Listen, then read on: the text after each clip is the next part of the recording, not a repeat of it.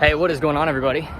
Welcome back to another video. In this one, I was just on a run and I was on a call with my team, and one of my team members, Ben, who's my operations guy, he's just this very tech-driven guy. He gives us stats across the whole business. He basically tracks, our client results. He tracks our numbers of our business, helps me manage the books, everything like that. And he's reading Tim Ferriss's 4-Hour Work Week, and I've been through that book maybe 2 or 3 times, and there's definitely some gold in it. But I wanted to share my problem with that book, and where I think it's actually failing a lot of entrepreneurs. And this is coming from somebody that, we've been able to build a business that profits me personally. I mean, we did, she came up with $55,000 this week in total cash collected, like new sales. And we maintain about a 70% profit margin on the business. And we built an incredible thing. And so I just kind of wanted to share my problem with that book. So I'll just kind of start here. First of all, there's this concept that I've learned from running the business I've run for as long as I have, and that's that if something isn't growing, it's dying, right? And then there's this book that everybody's reading, and everybody recommends it to each other, and everybody thinks it's like, Tim Ferriss's Gift to Man. And there's nothing wrong. I have nothing personal wrong against Tim Ferriss. I just don't think he follows his own material, because you cannot build what he has built by building systems to reduce your workload while you sip mimosas on the beach. So I told Ben, who's our ops guy, I said, look, dude, I think the value of that business is teaching you how to take the tasks that are overwhelming you and keeping you from doing the valuable work in your business, and take those tasks and optimize them and systemize them with people or software so that you can then do higher level work, not so that you can chill out, be lazy, and just, enjoy passive income. The problem with that message is just like anything else in life, just like relationships, just like your health, just like your faith, you can't just do it once, set it up, and then it runs. Nothing works like that. Nothing. And that includes money. And I honestly, especially money, especially business. So I have an issue with that book because it's selling people on the idea of passivity.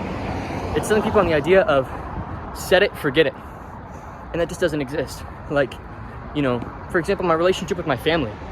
If I were to just say, all right, everybody just sign this contract, we're all just going to agree to love each other forever, and then we're never going to talk about it again. That's not a relationship. It's like a back and forth, and there's issues, and you got to work through them, and then there's unspoken needs and desires that you have to push through and get to the root of. And that's the same with your work. It's the same with your business. It's the same with your company. And I've learned that the hard way over and over again. Whenever I get into that state of trying to just optimize it because I've got other priorities, or I just want to relax or whatever, it fails so quickly, because there's no such thing as anything staying where it is.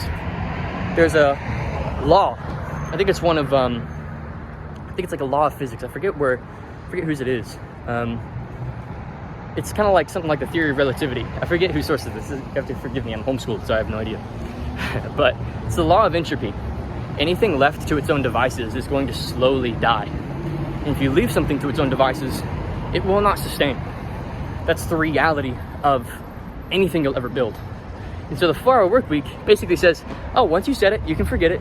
And all you gotta do is sustain it with 4 hours a week. It's no, you don't sustain anything. It's either growing or it's dying. If you planted a massive crop, let's say you had a 150 acre farm, you plant a bunch of corn. And you say, all right, I've filled 60 acres with corn.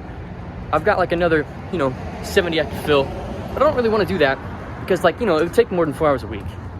Who's going to be mad at you? All the people that you could have sold that corn to that it could have filled their families. Your future family, because you didn't make as much as you could have and provided as well as you could have. The people that are surrounding you, or the next, the people who own the properties around you that are frustrated that you're not treating the soil properly. The future owners of that land who would be upset with you because you didn't treat the soil properly.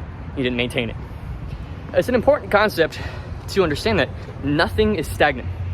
You are either growing or you are dying. And it's just, there is no in between. And it's a hard reality, and it's frustrating. And honestly, it is kind of dark to think about, because it means we are forced to either choose growth or death. It's a very binary option. And And so for me, there's a car trying to get by here. For me personally, when I read that book, I really loved the systems. I'll say Tim Ferris is a genius when it comes to systems, but I don't think he himself is trying to build a lifestyle business. He's got a great lifestyle because he loves his work. And so if you want my tip, you have to learn to fall in love with your work, and that will be significantly more valuable than, building systems so that you can relax. I built systems not so that I can relax, but so that I can do higher level work.